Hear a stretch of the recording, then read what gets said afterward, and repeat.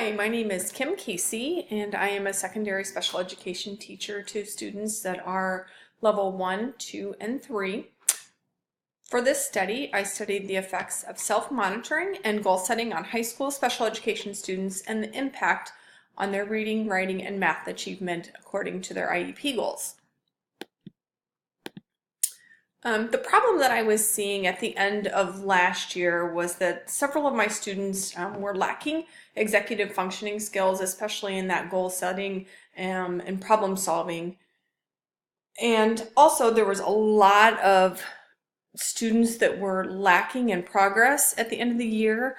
I had several students that we referred on to extended school year services, and I'd never had that many before. So I began problem solving over the summer as to what I could do, what changes I could make in my classroom in order to hopefully see more progress in this past school year.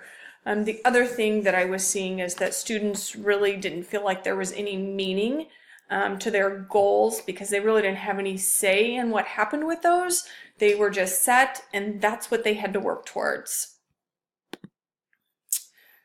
When looking at this, in our district, we spend a lot of time in looking at mindset, and we look at ourselves as teachers and also as with our students. Do we settle with a fixed mindset, or do we go through our school year with a growth mindset? With the growth mindset, that really plays a big role in setting goals and self-monitoring, so that theory really fit well into my research. Dr. Carol Dweck states that individuals will either believe their intelligence is set and can't change, which is a fixed mindset, or they have a growth mindset in which they believe that with practice and training, students or people can change one's traits. And I really feel like that most of my students at the beginning of this were really stuck in that fixed mindset, like I'm in special ed, I'm never going to get out. And I think that's just kind of a belief in things that have been set in their heads, that if they get to the high school, they're never getting out of special ed and they're just stuck there. Past research by Falkenberg and Barbetta indicated that in the study that they did, indicated that homework is an important skill to help teach the students lifelong skills of responsibility, independence, and time management, which also all of those things fall into that executive functioning skills. In their study, they looked at math homework completion. They took 4 students and really focused in on them. And from the baseline, 3 of the students improved their homework completion by 21%. The 4th student really didn't work in this study because they already had a baseline of turning homework in at 100%. Koenig, Eckert, and Iyer did a study with 115 third grade students. And what they were trying to determine was if students being given feedback and goal setting, would they perform better academically? And what they found was that there was no significant difference in the students' achievement. In a study by Waymeyer, Yeager, Bolding, Agren, and Hughes, they worked with 3 students, grades 7 through 9. Students were taught self-regulation skills and how to self-monitor. All of these were done on behavior, so these students were taught how to self-regulate their behavior and how to self-monitor that. In this study, the students had pretty significant disabilities. So some of them were taught to point to pictures to determine where they were with self-regulating and how they felt they did behaviorally in the classroom.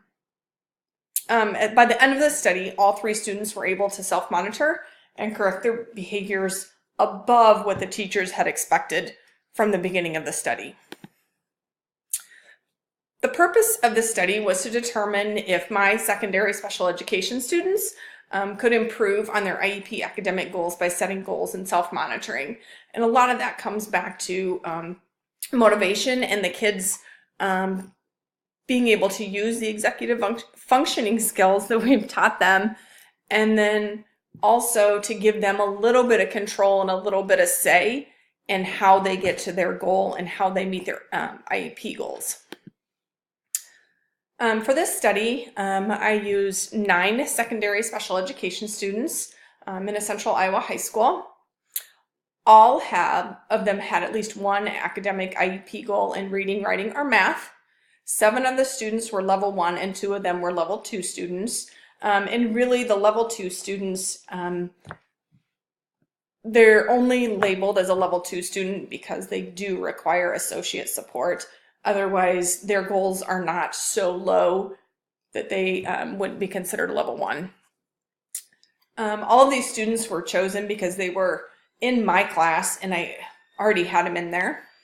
They were on 90-minute blocks instead of 40 to 45-minute periods. And none of the participants were offered compensation. However, I will say that a couple of them in their behavior plans did have rewards that they could earn, but that had no effect on this study. During phase A, the students took their probes during the week with no intervention. Reading and writing probes were done weekly and the math probes were done every other week. During phase B, students were taught how to self-monitor and how to set goals. During this time, I sat down with the students in large groups, walked through a goal sheet with them, and showed them, okay, with this probe, if you miss these types of problems, here are the different things that you could do to make improvement. And those students made those choices. Each student was given a 1-inch binder with goal sheets, graphs, monthly calendar, and a red and blue pen, and a sticky notepad. The difference in colors was for the students to, one was used to monitor phase A and the other one was phase B. The academic probes included reading, writing, and math. For the math, we use easy CBM probes. The writing, both of the students that were on that, we use a quality of writing rubric. And for reading, we used Jamestown Passages. Some were answering the 10 questions on the back of the probes, and others were using a retail rubric, which they answered questions including the topic, the author's message, supporting details, and then they were asked to define one word from the passage that the researcher chose. During phase B, the students took their probes, and then after the researcher or myself checked them, I sat down with each of the students and looked at their scores and had them fill out their goal sheet, whether or not they met their goal. And if they did, then they reset their goal for the next week. If they didn't, and if they did meet their goal, they wrote down why they think they met their goal or why they didn't meet their goal. And then they graphed their results and set goals for the next week. As you can see on here, the comprehension pretest, the mean was 56.39%, and the standard deviation was 8.393.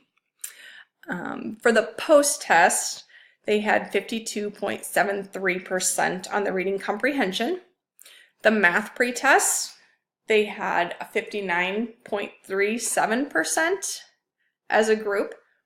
And then the math post-test, they had 57.12. So what you can see on this is, unfortunately, during the 6-week time that we were setting goals and self-monitoring, the scores actually went down and they didn't improve.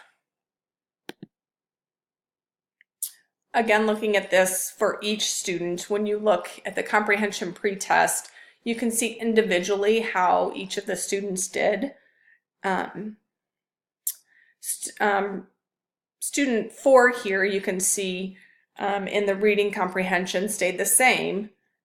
And then down here, you can see student 6 actually improved in both their reading comprehension and math scores.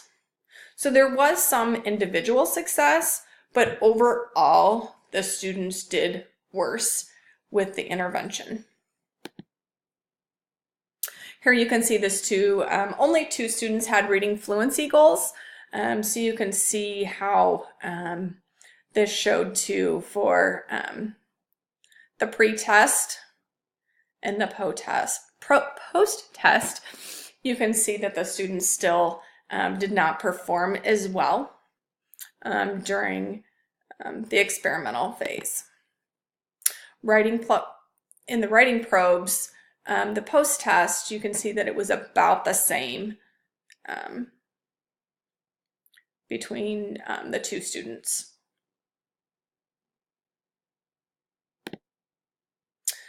Some of the limitations and implications and recommendations. For limitations, I really think that the length of the study played a huge part in this. My understanding when I started this was that the whole study had to be done during the data collection semester, so that's why it was broke up between 6 weeks and 6 weeks.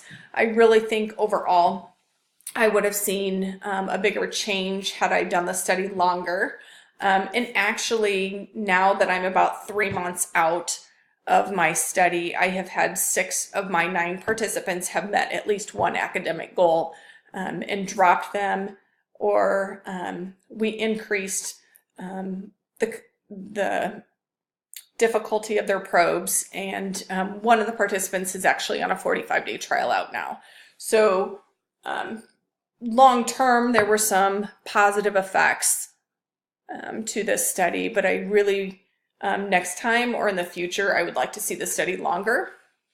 Another thing would be the small sample size. There were only 9 students in this study. Another limitation that I found too that might be hindering this is that we're on a block schedule in my school district. So some students may be on a math probe and not take a math class along with their special education time. And that kind of comes down to that general education versus special education as well. They may have the special education time, but not an English class or a math class where they're practicing these skills outside of the special ed room. For example, I had one student that their whole sophomore year did not have a math class, but they only had a math goal. There were also some external factors that obviously are out of our control, such as extended school absences, runaway, drug and alcohol abuse, just to name a few. Of course, those are completely out of our hands, and there's nothing we can really do to change that. Another thing that I noticed for the general education versus special education is some of the students did really well in their general education class that corresponded with their special education goals. And from past experience with this, what I believe is happening is that the students just become comfortable in special ed, and it's just a place to relax, and it's okay if I don't do well in there. I'm okay just being in special education and not getting staffed out. Implications, I think training the students to use their resources more would be a lot more beneficial. Empowering their learning. I think these students, if they really understood how they could empower their learning and how it's going to be beneficial to them later on in life, would also really help. Lifelong skills. These kids also need to understand that setting goals and self-monitoring is lifelong and very important skills that we have to know. Teachers will also have more one-on-one time with other students if they need it, if students are able to self-regulate and set their own goals. Recommendations, again, like I said before, lengthen the study, larger sample size with a wider range of ages, and complete the study with students on block schedule, and then also on a regular 8 periods a day schedule. For parents, I would really like to see them be a part of this study as well and understand where their kids are at as far as setting goals and self-monitoring. And there's my references.